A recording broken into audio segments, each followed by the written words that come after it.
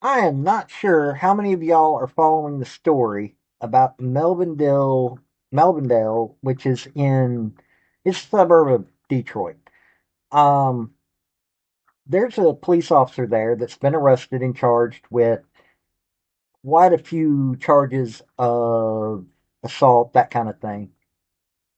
Well, it's become a big story, and one of his former police chiefs has come out and said, look, I got fired for trying to get rid of this guy when he was a corporal almost a decade ago. And he was pretty violent then, is what this guy said. So I'm going to cover this story. Now, this guy, the retired chief, is Chad Hayse. Before he was chief, he was with the City of Melvindale Police Department. Chief of police, forced him to retire in good standing in 2016. He was detective lieutenant before that, chief investigator for the local police department, and a detective sergeant. Uh, After that, he became a field technician with Expert Technology Services, a security police officer for Henry Ford Health. He had gone to that school, so he became a security officer there and became a crowd manager for the Detroit Red Wings. So this guy still spent his time protecting people. And I think this is an interesting story that people need to hear. Before I get into it, hit like and subscribe. It'll really help me out. And also, I got a store down there. I've just got two items, a sticker that says freedom is my love language, and a coffee cup that says the same thing. So let's get into this story. Howdy, y'all. This is Paul, the Redneck Thinker. What we have here is a channel to communicate. I want you folks to be thinking by the time you leave my videos. Why? Because I'm tired of people talking via what other people tell them to think. So, watch my video and enjoy the chance to think for yourself. Okay, so this story is coming from WXYZ out of Detroit. It's ex-Melvindale chief says he was fired after trying to sideline controversial cop. Chad Hayse said officials valued Matthew Furman's towing revenue. City denies this. In the wake of the criminal charges filed against controversial police lieutenant last month, a former chief says he was terminated for trying to fire Matthew Furman nearly a decade ago. Some people should be cops and some people should not, said Chad Hayse, who was fired as Melvindale chief in 2016.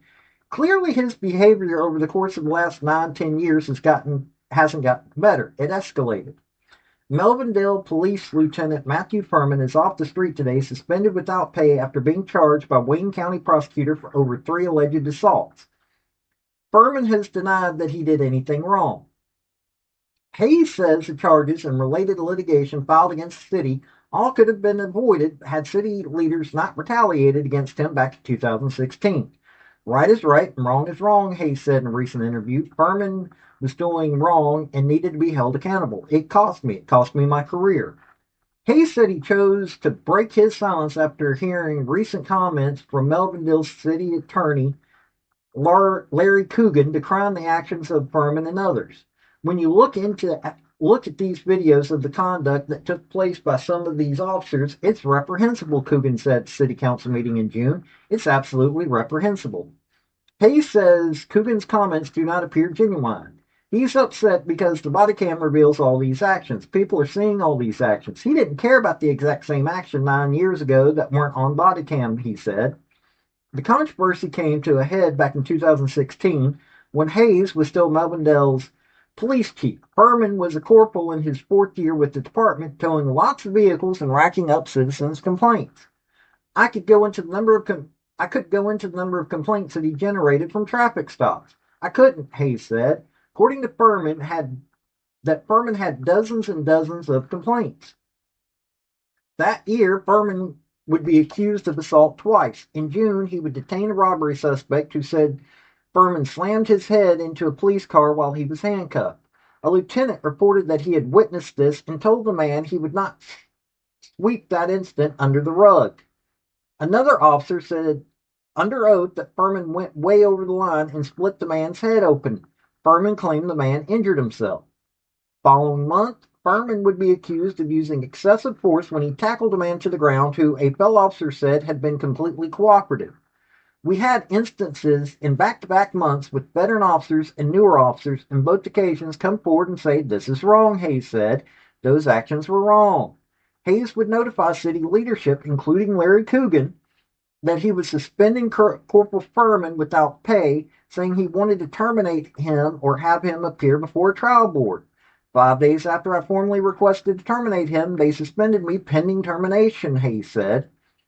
At a hearing, the city would accuse Hayse of a litany of misconduct, including violating the city's social media policy, using profanity to describe another city officials, providing false statements to the Public Safety Committee, and improperly issuing discipline on Matthew Furman. Hayse denied it all. "Why did they want to keep Furman so badly in your view?" asked Channel 7's Ross Jones.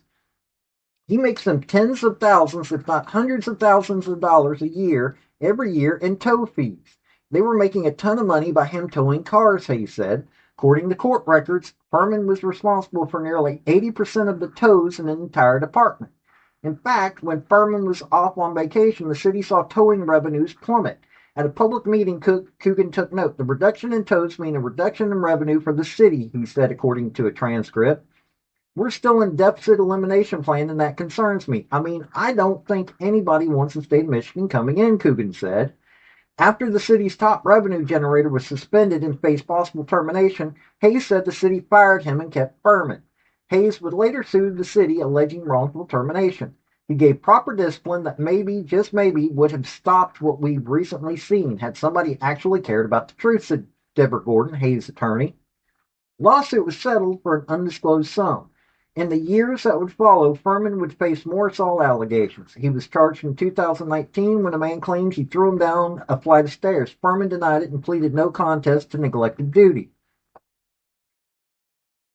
I'm going to post a link to this article down below because it goes on and on and on.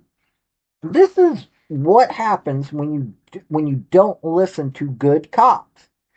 Good cops are going to make sure that there are no bad cops as long as there is something there to protect them.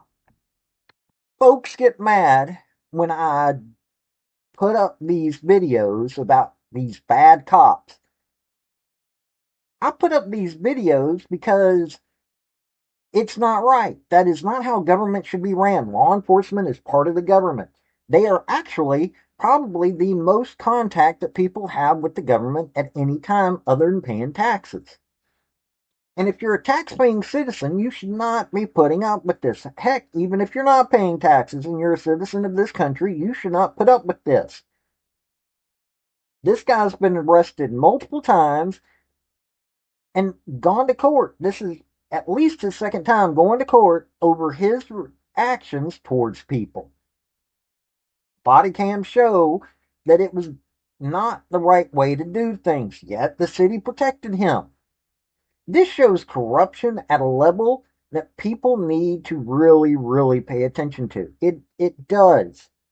I am tired of hearing about these bad cops. I want cops that actually care about their community, not somebody trying to have a power trip.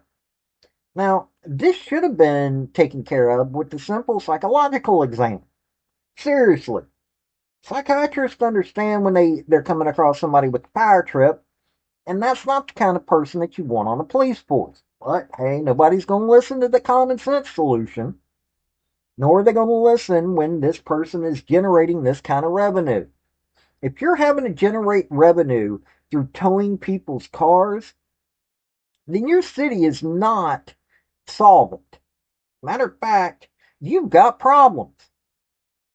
At least, people are willing to come out on this kind of thing. This has been Paul, the Redneck Thinker. Y'all have a good day now. Bye. So, folks, that's the story that I wanted to bring you on this video. And I just wanted to say thank you again for coming by. hit like, subscribe, comment, all that fun stuff if you don't mind. Help me out. So, y'all have a good day now. Bye.